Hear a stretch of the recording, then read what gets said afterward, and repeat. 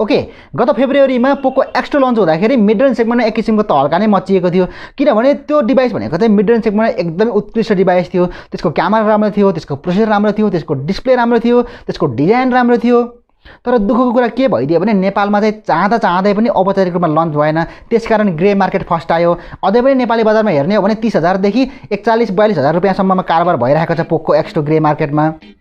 खैर जे होस् अब पालो भनेको चाहिँ पोको X3 को हो र फाइनल्ली पोको X3 पनि लन्च भइसकेको छ यो भिडियोमा यसै विषयमा कुरा गर्दैछु पोको X3 पोको X2 को सक्सेसरमा ल्याइएको हो जे होस् केही कुरामा अपग्रेड पनि गरिएको छ केही कुरामा डाउनग्रेड पनि गरिएको छ डिजाइन र लुक्सको कुरा गर्ने भने डिजाइन चाहिँ ठिकै मात्रै लाग्यो मलाई यसपटकको योभन्दा अगाडि चाहिँ एकदमै राम्रो डिजाइन थियो हुन त त्यस्तो धेरै नराम्रो चाहिँ देखिँदैन हेर्दाखेरि राम्रो देखिन्छ तर यसपटक चाहिँ प्लास्टिक प्रयोग गरेको छ ब्याक प्यानलमा योभन्दा अगाडि चाहिँ ग्लास ब्याक दिएको छ करिङ गोरिल्ला ग्लास 5 को प्रोटेक्सनको साथमा जुन कुरा भनेको चाहिँ एकदमै कमालको कुरा रहन्छ मिड रेन्ज सेगमेन्टमा तर यसपटक चाहिँ हामीले प्लास्टिक ब्याक पाउँछौँ भले फ्रन्टमा पनि करिङ गोरिल्ला ग्लास 3 मात्रै प्रयोग गरेको छ डिस्प्लेमा योभन्दा अगाडि हामीले करिङ गोरिल्ला ग्लास 5 देखेका थियौँ यो कुरा चाहिँ डाउनग्रेड हो जस बाँकी अरू कुराले हेर्ने हो भने चाहिँ अपग्रेड नै छ भन्नुपर्छ जस्तो प्रोसेसरको कुरा गर्ने हो भने योभन्दा अगाडि चाहिँ स्न्यापड्रागन 730G भन्ने प्रोसेसर प्रयोग भएको थियो भने यसपटक चाहिँ स्न्यापड्रागन 732G भन्ने प्रोसेसर प्रयोग भएको छ जुन भनेको चाहिँ संसारको पहिलो डिभाइस हो जसमा चाहिँ तपाईँले स्न्यापड्रागन 732G भन्ने प्रोसेसर पाउन सक्नुहुन्छ हुन त स्न्यापड्रागन 730G सँग अलमोस्ट सेम नै हो स्न्यापड्रागन 730G लाई नै अलिकति अपग्रेड गरिएको भर्जन हो खासै फरक त छैन सेम जीपीयू प्रयोग गरेको छ एड्रिनो 618 सेम 8 नैनोमिटर टेक्नोलोजीमा बनेको हो त्यसकारण धेरै अपग्रेड चाहिँ होइन जे होस् केही हदसम्म राम्रो पर्फर्मेन्स पाउन सक्नुहुन्छ स्न्यापड्रागन 730G को तुलनामा क्यामेरा सेगमेन्टको कुरा गर्दाखेरि पनि अलिकति डाउनग्रेड जस्तो फिल हुन्छ किनभने योभन्दा अगाडि चाहिँ सोनीको IMX 686 भन्ने सेन्सर प्रयोग गरेको थियो जुन चाहिँ 64 मेगापिक्सलको सेन्सर थियो यसपटक पनि 64 मेगापिक्सलको सेन्सर छ तर यसपटक सोनी IMX 682 भन्ने सेन्सर हो जुन चाहिँ 64 मेगापिक्सलको रहेको छ अपर्चर f1.1 को साथमा र बाँकी अरू कुरामा पनि अलिकति डाउनग्रेड जस्तो छ हुन त योभन्दा अगाडि पनि उही 2 मेगापिक्सलको म्याक्रो डेप्थ सेन्सर प्रयोग गरेको थियो यसपटक पनि सेम नै छ पोकोले यो कुरा चाहिँ नगरेको पनि हुने हो किनभने यो 2 मेगापिक्सलको सेन्सर भनेको चाहिँ अलमोस्ट युजलेस नै हो यो दिनु र नदिनुमा खासै फरक चाहिँ पर्दैन केवल सङ्ख्या देखाउनलाई मात्रै हुन्छ तर जे होस् यसपटक अरू सेन्सर डाउनग्रेड भए तापनि अल्ट्रावाइड सेन्सर चाहिँ अपग्रेड नै मान्नुपर्छ किनभने यसपटक 13 मेगापिक्सलको अल्ट्रावाइड सेन्सर प्रयोग गरेको छ जुन कुरा भनेको चाहिँ पोको X2 को तुलनामा अपग्रेड नै हो समग्रमा हेर्ने हो भने रियर क्यामेरा सेटअप अब राम्रै छ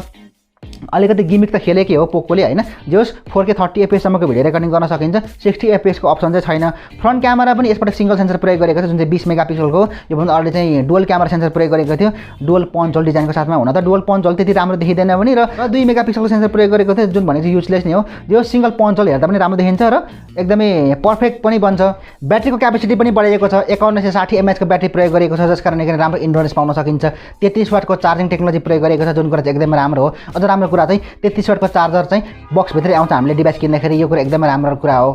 डिस्प्लेको कुरा गर्ने भने चाहिँ पोको X2 सँग सेम नै हो उही 6.67 इन्चको IPS डिस्प्ले प्रयोग गरिएको छ फुल HD+ रिजोल्युसन रहेको छ भने पन्च होल डिजाइन टेक्नोलोजी प्रयोग गरिएको छ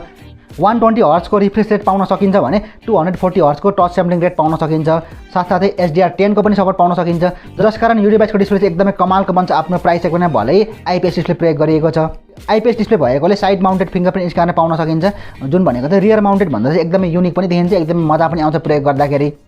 यो डिभाइस दुई भेरिएन्टमा आउँछ 6GB को र्यामको साथमा 64GB को स्टोरेज र 6GB को र्यामको साथमा 128GB को स्टोरेज यसमा प्रयोग भएको र्याम भनेको चाहिँ LPDDR4X भने स्टोरेज चाहिँ UFS 2.1 हो समग्रमा पोको X3 एकदमै राम्रो डिभाइस आफ्नो प्राइस सेगमेन्टमा भलै त्यति राम्रो डिजाइन छैन किनभने यसपटक पोकोले कुनै यहाँ कपी गरेको छैन कुनै रेडमीको डिभाइसले रिब्रान्डिङ गरेको छैन एउटा जस युनिक डिभाइस लिएर आएको छ यसको प्राइसको कुरा गर्नु पर्दा चाहिँ प्राइस एकदमै राम्रो प्राइसमा आउँछ युरोपमा यसको प्राइस 664 को 169 युरो यानि कि लगभग 27,500 नेपाली रुपैयाँ र 128 को 249 युरो यानि कि लगभग 34,500 नेपाली रुपैयाँ रहेको छ यो प्राइस चाहिँ कुनै यो डिभाइस आउनु भनेको चाहिँ एकदमै राम्रो कुरा हो नेपालको लागि अपेक्षित प्राइस भनेको चाहिँ लो भेरिएन्टको 31,000 देखि 32,000 र टप भेरिएन्टको चाहिँ 35 देखि 36,000 हुनुपर्ने हो बाँकी कुरा तपाईलाई के लाग्छ मलाई तलको कमेन्ट सेक्सनमा अवश्य उल्लेख गर्न नभुल्नु होला पोको X3 को बारेमा यदि यहाँको मनमा कुनै पनि जिज्ञासा सल्लाह सुझाव भए त्यो पनि अवश्य लेख्नु होला आगामी भिडियोले मिस गर्न चाहनुहुन्न भने ग्याजेट सन्सार युट्युब च्यानल सब्स्क्राइब गर्नुहोस् र सँगै आउनु घण्टीमा पनि दबाउन नबिर्सिनु होला